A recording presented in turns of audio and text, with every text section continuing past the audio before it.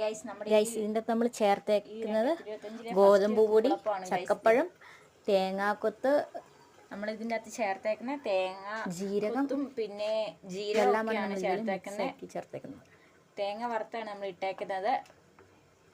തേങ്ങയും ജീരകമൊക്കെ തേങ്ങയുടെ നമ്മൾ മിക്സിയിലിട്ട് അരച്ചിട്ടാണ് ഇത് മിക്സ് ആക്കിയത്. അങ്ങനെ നമ്മുടെ ഈ വർഷത്തെ കുമ്പളപ്പമാണ് ഗൈസ് ഇത്. ഇതിന് ചക്കയുടെ കുമ്പളപ്പം എന്നൊക്കെ പറയും ഗൈസ്. ഞങ്ങളിവിടെ ചക്കയുടെ എന്നാണ് പറയുന്നത്. എടനയിലാണ് ഗൈസ് നമ്മൾ പൊതിഞ്ഞ് വെച്ചേക്കുന്നത്.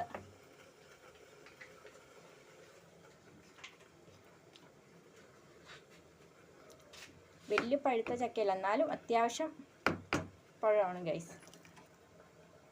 ഇത് നമ്മളങ്ങനെ കുമ്പിളയിലേക്ക് നിറച്ച് കൊടുക്കുവാണ്. എന്നിട്ട് നമ്മളിനി ആ കുമ്പിള് ഫില്ല് ചെയ്തിട്ട് നമ്മൾ മടക്കിയിട്ട് ഗൈസ് അങ്ങനെ നമ്മൾ പാത്രത്തിലേക്ക് വെച്ച് കൊടുക്കും. ഇതേപോലെ നമ്മളിത് കുമ്പിളയില കുത്തുവാണ് ഗൈസ്.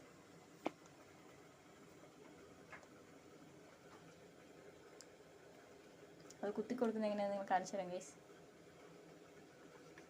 ഇങ്ങനെ കുത്തുകയാണ് ഗൈസ് നമ്മൾ. അതിലേക്ക് നമ്മൾ വെച്ച് കൊടുക്കുകയാണ് ഗൈസ്.